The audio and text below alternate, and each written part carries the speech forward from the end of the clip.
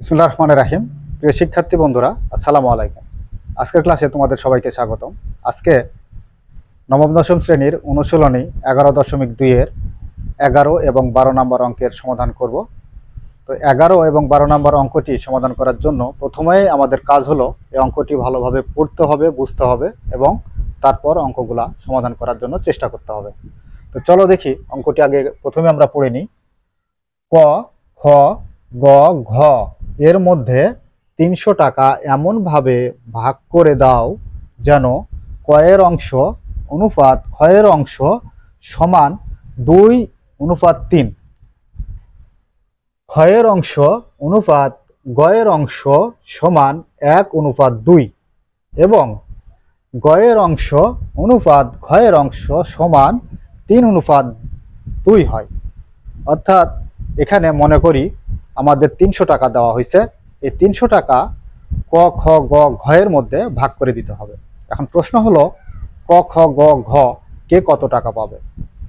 এই টাকা কে কত টাকা পাবে বা কে কত অংশ পাবে তার জন্য আমাদের এখানে একটু মিশ্র অনুপাত দেওয়া আছে, অর্থাৎ অংশ দেওয়া আছে।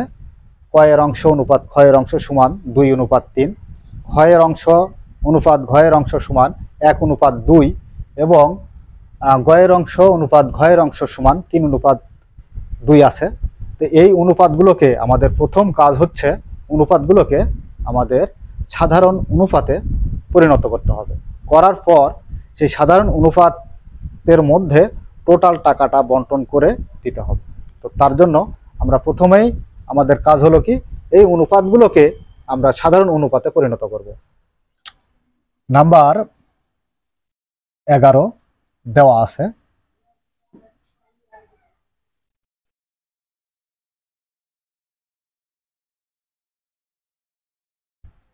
কয়ের অংশ অনুপাত ক্ষয়ের অংশ সমান, দেখো এখানে আমাদের দেওয়া আছে কয়ের অংশ অনুপাত ক্ষয়ের অংশ সমান 2:3, 2:3। ক্ষয়ের অংশ অনুপাত গয়ের অংশ সমান 1:2। খ অনুপাত গ সমান 1:2 এবং গয়ের অংশ অনুপাত ঘয়ের অংশ সমান 3:2। গ অনুপাত ঘ সমান 3:2। এখন হচ্ছে আমাদের মূলত কাজ, এই যে আমাদের নজর রাখতে হবে প্রথমেই এই খ, দেখো তো এই দুই লাইনের উপরে, এই দুই লাইনের উপরে আমরা দেখিচ্ছি অক্ষর কোনটা মিল। ক, ক এর সাথে মিল নেই, খ, খ মিল আছে, অর্থাৎ এখান থেকে আমাদের মিল আছে কি খ। এখানে ক্ষয়ের দেখো অনুপাত কোনটা 3, কয়ের অনুপাত 2 আর ক্ষয়ের অনুপাত 3। এখানে ক্ষয়ের অনুপাত হচ্ছে 1 আর গয়ের অনুপাত হচ্ছে কত 2। এখানে ক্ষয়ের অনুপাত যে 3, এই 3 নিয়ে এসে আমাদের এই ক্ষয়ের কাছে অর্থাৎ 1-এর কাছে আমরা কি করব, গুণ করব। এখানে আমরা গুণ করে দেব। যদি আমরা 1-এর সাথে গুণ করি তাহলে অনুপাতের ওই পারে নিয়ে এই 2-এর সাথেও আমাদের গুণ করতে হবে। এখানকার ক্ষয়ের কত আছে, ক্ষয়ের আছে 1, 1 দ্বারা এখানকার ক্ষয়ের কাছে আমাদের গুণ করতে হবে, অর্থাৎ এই 3-এর কাছে গুণ করতে হবে 1। এখানে যদি আমরা গুণ করি তাহলে এই পারেও নিয়ে এসে 1 গুণ করে দিতে হবে। এবার পরবর্তী এই দুই লাইনে আসি, আমরা দুই লাইন করে দেখব। এই দুই লাইনে আসি, এসে দেখি এখানে আমাদের অক্ষর কিসের মিল আছে, গয়ের মিল আছে। যদি গয়ের মিল থাকে তাহলে গয়ের এখানে কত ছিল, গয়ের এখানে ছিল পূর্বের হচ্ছে অনুপাত 2 ছিল। এই 2টা নিয়ে এসে এখানে গয়ের কাছে অর্থাৎ গয়ের এই যে 3-এর কাছে আমাদের গুণ করতে হবে। এখানে যদি 2টা আমি গুণ করি তাহলে এপারেও আমাদের গুণ করে দিতে হয়। এখন আমরা দেখব গুণ করে। 1 দ্বারা 2 গুণ করলে 2 করতে 2 অনুপাত 1 দ্বারা 3 গুণ করলে 3 3 সমান 3 দ্বারা 1 গুণ করলে 3 3 অনুপাত 3 দ্বারা 2 গুণ করলে 3 2 6 সমান 3 2 6 অনুপাত 2 2 4। এটা হচ্ছে আমাদের সাধারণ অনুপাত। এখন এখান থেকে আমাদের সাধারণ অনুপাত থেকে কার কত অংশ, কয়ের কত, ক্ষয়ের কত, গয়ের কত, ঘয়ের কত, সে অংশটা আমরা আলাদা আলাদা করে বের করে দেব। অতএব ক অনুপাত খ অনুপাত গ অনুপাত ঘ সমান কয়ের আছে দেখো 2, ক্ষয়ের আছে দেখো, ক্ষয়ের এখন আমরা যদি দেখতে যাই তাহলে দেখতে পাচ্ছি যে ক্ষয়ের জন্য 2টা, এখানেও 3 এখানেও 3, যে কোনো একটি 3 লিখলেই হবে। অনুপাত গ, গয়েরও 2টা আছে, 6 এখানে 6 এখানেও 6, একটি 6 লিখলেই হবে। অনুপাত ঘ, ঘয়ের জন্য হচ্ছে কত 4। এ হচ্ছে আমাদের ক খ গ ঘয়ের সাধারণ অনুপাত। এখন এই অনুপাত বলতে এখানে বোঝানো হচ্ছে যে এখানে টোটাল আমাদের কয়ের অনুপাত 2, ক্ষয়ের 3, গয়ের মানে 6 আর ঘয়ের হচ্ছে 4। তো টোটাল অনুপাত আমাদের এখন কি করতে হবে, যোগ করে নিতে হবে। যোগ করার পর এই টোটাল অনুপাতের যে যোগফল আসবে সেই যোগফলের সমষ্টি দ্বারা আমরা ভাগ করব কাকে, টোটাল টাকাকে। টাকাকে ভাগ করার পর কার কত অংশ সে অংশ অনুসারে আমরা সেটা বন্টন করে দেব টাকাটা। এখন দেখি অনুপাত 4টির যোগফল। অতএব অনুপাত 4টির যোগফল সমান 2 যোগ 3 যোগ 6 যোগ 4। টোটাল যোগ করলে আমাদের আসে 4, 6, 10, 3, 13 আর 2, 15। এখন আমাদের এখানে বুঝতে হবে টোটাল এই 300 টাকা 15 ভাগে ভাগ করতে হবে। 15 ভাগে ভাগ করার পর ক পাবে তার মধ্যে থেকে 2 ভাগ, খ পাবে 3 ভাগ, ক পাবে 6 ভাগ এবং ঘ পাবে 4 ভাগ। এই হচ্ছে 15 ভাগ। তো এখন আমরা মোট টাকাটা কত সেটা আগে লিখে নিই। মোট টাকা 300। এখন আমরা লিখতে পারি অতএব ক এর অংশে, কয়ের অংশে পাই। টোটাল ছিল আমাদের 300 টাকা। 300 টাকাকে আমরা 15 দ্বারা ভাগ করব। আর কয়ের অংশ কত, কয়ের অংশ হচ্ছে 2। 15 করতে 15, 15 দুগুণ 30 অর্থাৎ 2 আর 100 উঠে যাবে 20 সমান 40 টাকা। কয়ের অংশ পেল কত, 40 টাকা পেল। এবার ক্ষয়ের অংশে পাই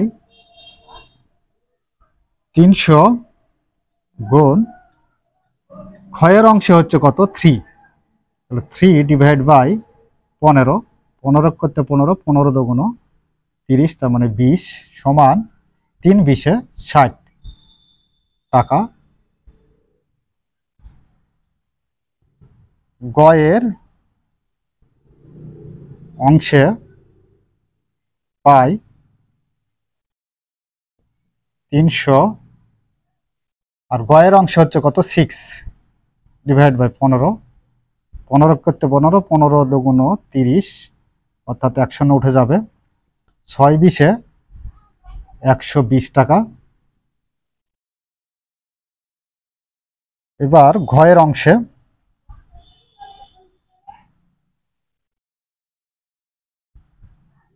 পাই টোটাল 300 টাকা। 300কে এখন ঘয়ের জন্য অংশ কত 4 ডিভাইড বাই 15, 15 করতে 15, 20 15 300, 4 20 80 টাকা। এটাই আমরা আনসার লিখতে পারি। অর্থাৎ এখানে আমাদের টোটাল টাকা হচ্ছে 300। এই 300 টাকা আমাদের সাধারণ অনুপাতের মান আসলো কত 15। এই 15 দ্বারা ভাগ করে কয়ের অনুপাত হচ্ছে 2, তাই আমরা এটাকে 15 দ্বারা ভাগ করে 2 দ্বারা গুণ করলাম, গুণ করে পেলাম হচ্ছে কত 40 টাকা। গয়ের হচ্ছে 3 অনুপাত, তার জন্য 60 টাকা। গয়ের হচ্ছে 6 অনুপাত, যার জন্য 120 টাকা, এবং ঘয়ের হচ্ছে 4 অনুপাত, যার জন্য 80 টাকা পেল। তো এই ছিল আমাদের 11 নাম্বার অঙ্কের সমাধান। তো চলো এবার আমরা পরবর্তী 12 নাম্বার অঙ্কটি সমাধান করব। 12 নাম্বার অঙ্কে আছে দেখো, 3 জন জেলে 690টি মাছ ধরেছে, তাদের অংশের অনুপাত 3-এর 2, 5-এর 4 এবং 6-এর 5 হলে কে কয়টি মাছ পেল? এখানে মনে করি 3 জন জেলে একটি নদীতে গেছে, যাওয়ার পর সেখানে 690টি মাছ ধরেছে। এখন 690টি মাছ আমাদের 3 জন জেলের মধ্যে ভাগ করে দিতে হবে। এখন কে কত ভাগ পাবে সে পরিমাণটা একটু নির্দেশনা দেওয়া আছে, যে 3-এর 2 অংশ পাবে হচ্ছে প্রথম জেলে, দ্বিতীয় জেলে পাবে 5-এর 4 অংশ এবং তৃতীয় জেলে পাবে 6-এর 5 অংশ। তো এই অংশটুক দেওয়া আছে ভগ্নাংশ আকারে। এখন যদি কোনো অংশ ভগ্নাংশ আকারে দেওয়া থাকে তাহলে সেটাকে আমাদের সাধারণ অনুপাতে পরিণত বা সাধারণ অংশে পরিণত করতে হবে। তো সাধারণ অংশে পরিণত করার জন্য আমাদের প্রথমেই এই হরগুলোর লসাগু নিতে হবে। হরগুলোর লসাগু নিয়ে সেটাকে আমরা সাধারণ অনুপাতে বা অংশে পরিণত করব। তো চলো এবার আমরা জেলে 3টির আমরা অংশের পরিণত করি। নাম্বার হচ্ছে কত আমাদের 12। প্রথম জেলে অনুপাত দ্বিতীয় জেলে অনুপাত তৃতীয় জেলে সমান, প্রথম জেলের অনুপাত হচ্ছে 2-3 অনুপাত 5-এর 4 অংশ অনুপাত 6-এর 5 অংশ। এখন আমাদের মূলত কাজ কি? মূলত এই ভগ্নাংশ আকারে যদি থাকে সেটাকে যদি আমরা সাধারণ অনুপাতে পরিণত করতে চাই তাহলে আমাদের প্রথম কাজই হচ্ছে এই হরগুলোর লসাগু নেওয়া। অর্থাৎ এখানে আমরা হরগুলোর লসাগু যদি নিই তাহলে কত আসে দেখি, 3, 5, 6 এর লসাগু নিব। লসাগু নিতে হলে আমরা দেখতে হবে যে এখানে ভাগ এমন এক সংখ্যার মধ্যে 3 দ্বারা, অর্থাৎ 3 দ্বারা আমাদের ভাগ যাবে, 3-1-কে 3, 5-1-কে 5, 3-2-গুণে 6। এখন আমাদের এই 2 দ্বারা গুণ করি, 5-2-গুণে 10, 3-10-এ 30, আমাদের লসাগু আসতেছে কত 30, সমান 2/3 গুণ 30, অর্থাৎ এই লসাগু 30 সবার সাথেই গুণ হবে। 4/5 ইন্টু 30 অনুপাত 5/6 ইন্টু 30, অর্থাৎ লসাগু দ্বারা আমরা সবাইকে গুণ করে দিলাম। এখন এই যে 3 দ্বারা 10কে আমরা 30কে কি করব, ভাগ করব। 3-1-কে 3, 3-10-এ 30, 5-1-কে 5, 5-6 30, 6-1-কে 6, 5-6 30 সমান, এখন 2 দ্বারা আমরা 10কে গুণ করি, 10-2-গুণ 20 অনুপাত 4-6 24 অনুপাত 5-5 25। আচ্ছা, এখন 3 জন জেলের সাধারণ অনুপাত আমরা পাইছি। সাধারণ অনুপাত কত পেলাম? প্রথম জেলে পেল 20, দ্বিতীয় জেলে 24 এবং তৃতীয় জেলে 25। এখন এই অনুপাত 3টির কি করতে হবে, আমাদের যোগ করতে হবে। অতএব অনুপাত 3টির যোগফল সমান 20 প্লাস 24 প্লাস 25। যোগ করলে আমরা পাবো 5, 4, 9, 9 আর 0 যোগ করলে 9ই হবে।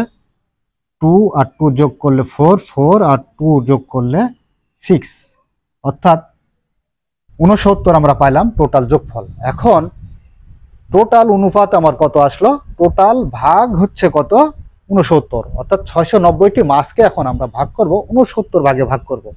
করার পর 20 ভাগ দেব প্রথম জেলেকে, 24 ভাগ দেব দ্বিতীয় জেলেকে এবং 25 ভাগ দেব হচ্ছে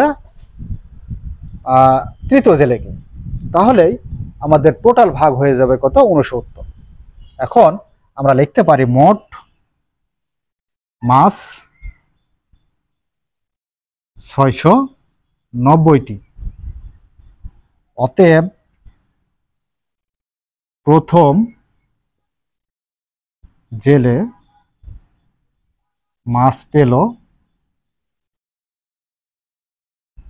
690টি মাছকে আমাকে ভাগ করতে হবে, 690টি মাছ ভাগ করতে হবে 69 ভাগে।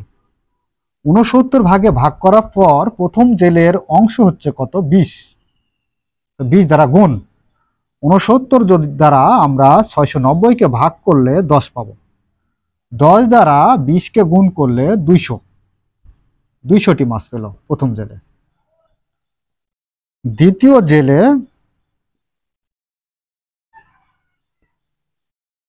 মাছ পেল 690টি মাছকে আবারও 69 দ্বারা আমরা কি করব? ভাগ করব। আর দ্বিতীয় জেলের অংশ হচ্ছে 24।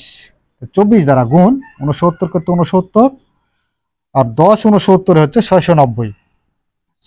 10 দ্বারা এখন 24কে গুণ করলে 240টি। তৃতীয় জেলে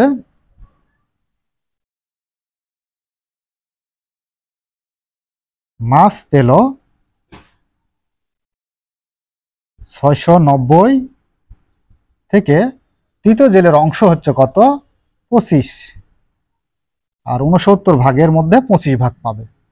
তাই যদি হয় তাহলে 69 দ্বারা 690কে ভাগ করলে 10, 10 দ্বারা 25কে গুণ করলে 250টি। এটাই হলো আমাদের 12 নম্বরের জন্য সমাধান। অর্থাৎ এখানে টোটাল মাছ হচ্ছে 690টি। 690টি মাছের জন্য আমরা ভাগ করার জন্য প্রথমেই আমরা যে ভগ্নাংশ আকারে আছে আমাদের অংশের পরিমাণ, সে অংশকে আমরা সাধারণ অনুপাতে পরিণত করেছি বা সাধারণ অংশে পরিণত করেছি। সেই সাধারণ অংশে পরিণত করার জন্য আমরা হরগুলোর লসাগু নেব।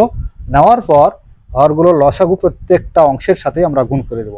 অর্থাৎ প্রথম জেলে, দ্বিতীয় জেলে এবং তৃতীয় জেলে প্রত্যেকের সাথে গুণ করে দেব। দেওয়ার পর নিচের হর দ্বারা আমরা প্রত্যেক লসাগুকে ভাগ করব। 3 10 30 কাটাকাটি করে আমাদের আসলো এর আসলো হচ্ছে 20 অংশ, এর হচ্ছে 24 অংশ এবং তৃতীয় জেলের হচ্ছে 25 অংশ। অর্থাৎ টোটাল আমাদের অংশের পরিমাণ হচ্ছে 69। এই টোটাল মাছ 690টি মাছকে আমাদের 69 দ্বারা ভাগ করতে হবে। ভাগ করার পর এক একটা ভাগে যা আসবে আমরা সেই ভাগের অংশ দ্বারা আমরা প্রথম জেলের যে 20 ভাগ আছে 20 দ্বারা গুণ করব, দ্বিতীয় জেলের যে 24 ভাগ আছে 24 দ্বারা গুণ করব এবং তৃতীয় জেলের যে আমাদের 25 ভাগ আছে তাই 25 দ্বারা গুণ করব। গুণ করলে আমাদের প্রত্যেকটি জেলের মাছের সংখ্যা বের হয়ে যাবে। অর্থাৎ প্রথম জেলে পাইছে 200টি, তারপর তৃতীয় জেলে 240টি, তৃতীয় জেলে 250টি। আর এটাই হচ্ছে আমাদের 12 নম্বরের জন্য সমাধান। প্রিয় শিক্ষার্থী বন্ধুরা, আশা করি অঙ্কগুলো খুব সহজে তোমরা বুঝতে পেরেছো। আর অঙ্কটি যদি তোমরা বুঝতে পেরে থাকো তাহলে অবশ্যই আমাদের চ্যানেলটি সাবস্ক্রাইব করবে এবং পরবর্তী ভিডিওর আপডেট পাওয়ার জন্য আমাদের ভিডিওতে লাইক এবং শেয়ার করে আমাদের পাশেই থাকবে এই আশা ব্যক্ত করে আজকের মতো ক্লাস এখানে শেষ করছি। আল্লাহ হাফেজ।